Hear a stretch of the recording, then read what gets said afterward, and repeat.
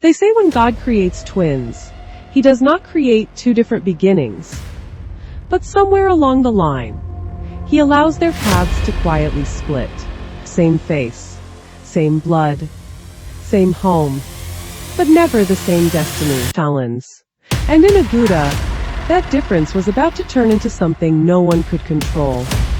Aguda was not rich, but it was not quiet either. It was a place where life moved fast, but pain moved even faster. Every corner had a story.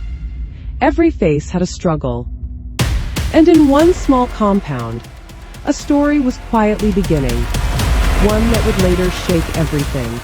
Their father drove himself beyond his limits, working long hours until his body began to give way. But even then, he refused to stop. Because stopping meant failure. And failure was not something he could afford.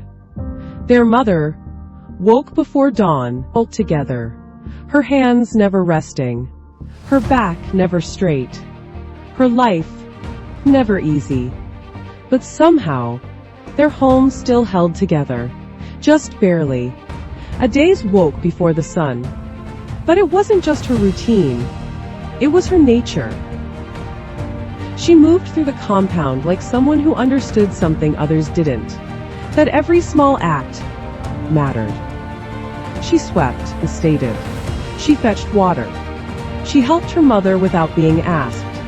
And even when she was tired, she never showed it. Because Adaze had learned something early, that love was something you gave, not something you waited for. Adara woke, but not with purpose. She woke with resistance. Every day felt heavier than the last. Not because she was weak, pain, but because something inside her had already started breaking. She watched her sister, watched how people smiled at her, and watched how she was chosen again, and again, and again.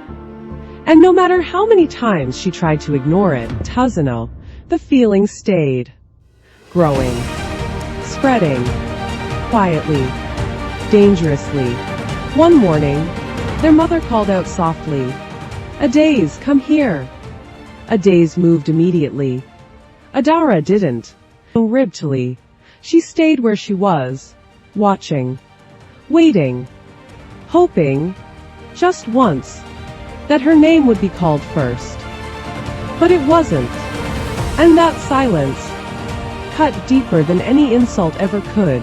At the market, Adaze was known, respected, called by name, smiled at, trusted. Or no. But Adara stood beside her like a shadow, invisible unless someone looked closely enough. And when they did, the luck is up, they always compared. She looks like her butt. That word, that one word, became the voice inside Adara's head. At night, when the world was quiet, Adara didn't sleep. She listened to every small sound, to every memory, to every lake, to every moment she felt overlooked. And in that silence, something inside her began to change. Not loudly, not suddenly, spinning up, but in a way that was far more dangerous. Slowly, permanently. One evening, the air felt heavier than usual. Adara stood still, then finally spoke. "You think you are better than me?" Adaze turned confused. "I never said that." But Adara stepped closer, her voice trembling, not with weakness, but with something much deeper. "You didn't have to." A pause. Heavy, just for you. Uncomfortable.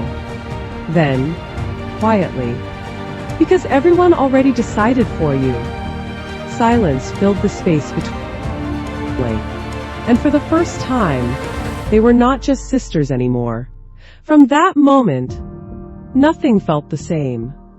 Not the way they spoke, not the way they looked at each other, not even the way they stood in the same room. Something had shifted, something irreversible, because jealousy once it is seen, can no longer be hidden, and deep inside Adara, a thought began to grow. A dangerous thought. A quiet one. One she refused to say out loud, "I'm sought," but one she could no longer ignore. If the world will not choose me, then I will make it.